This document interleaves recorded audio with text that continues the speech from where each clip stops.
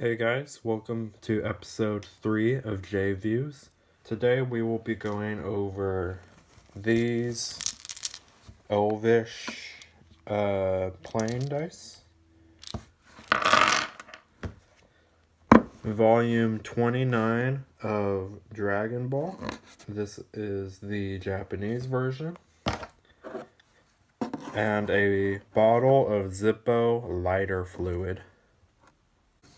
Up first, we have these red Elvish dice. This bag does not come with the dice. I had to buy the bag separately.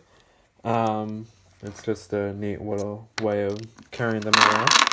So I'll be going over each of the dice in terms of that's off.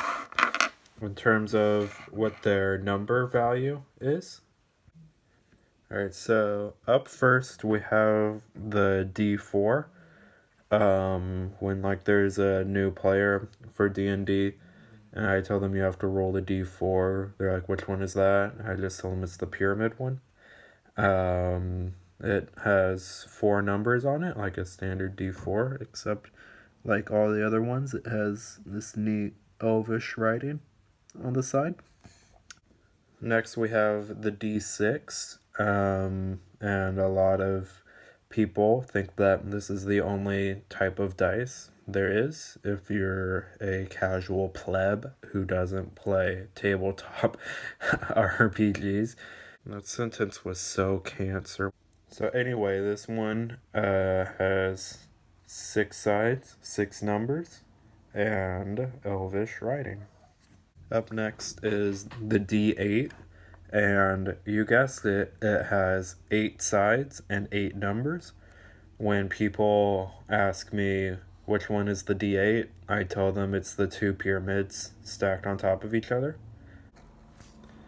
Next you have the D10 and the D100. Now, a lot of people don't quite understand what the D100 is. So basically what happened is this is also called the percentile dice. And if you need to roll a 100-sided dice, what you'll do is you'll roll these two together. So here we got a 3 and 2 zeros. So combining those, your number was 3 out of 100. Here we have 23, 42, and so on. When people ask which one is the D10, I tell them it's the flying saucer one. Next is the D12. I forgot what the mathematic term is for this shape, so when people ask what's the D12, I usually just point and tell them it's that one. 12 sides, what more can you say at this point? And then we had the D20, the most important dice out of all of them, I would say. And when people ask which one's the D20, I just tell them that it's the big one that looks like a circle. And this one from this set has pretty good numbers. There is a 20.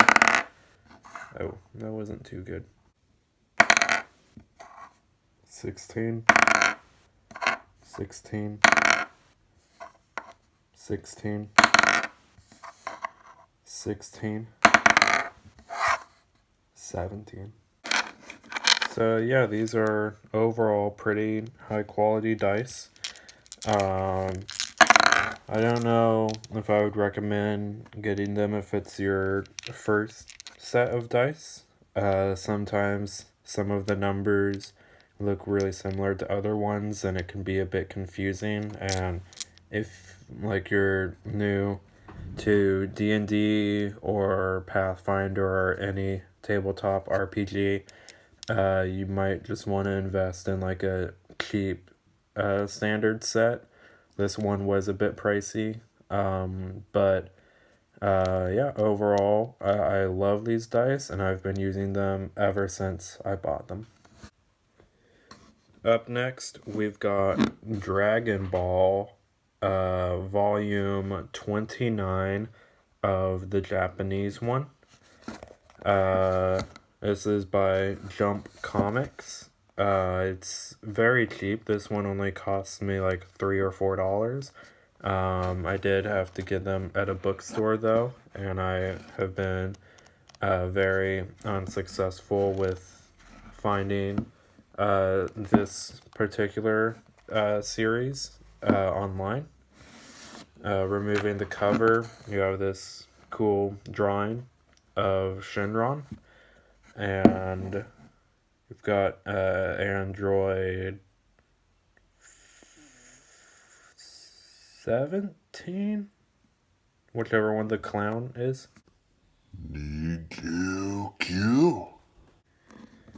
Now, it is in Japanese, which can be problematic if you don't know Japanese, and I don't, or at least I don't know it very well. Also, you might not want to jump straight into number 29 in a series, especially if you're new to it. Number 1 is probably the best starting place for you.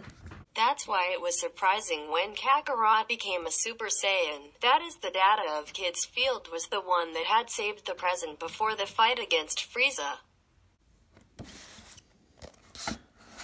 So yeah, like, Google Translate isn't the best at telling you what's going on, but I mean, if you have a basic understanding of the story and the English language, I mean, you won't have too much trouble putting 2 and 2 together and figuring out what's going on.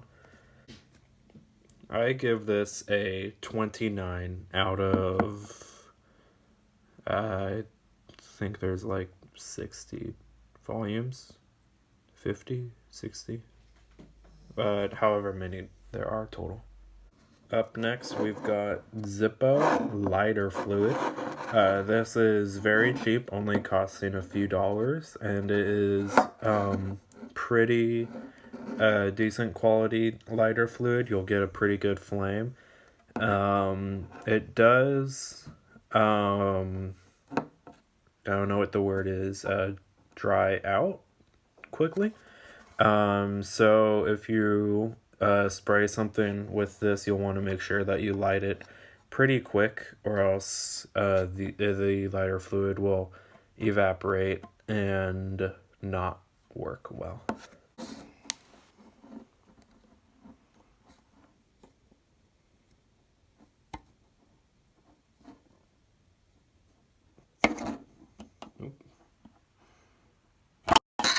There we go. Just want to oil it up.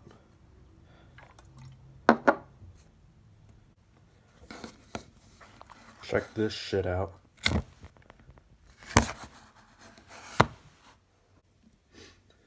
So yeah, pretty good, pretty cheap, about the quality that you would get from lighter fluid that only costs a few dollars. I would give it a tender out of a forest fire. Alright, that is going to do it for this episode of Jviews. Be sure to tune in next week for more content. Catch you later.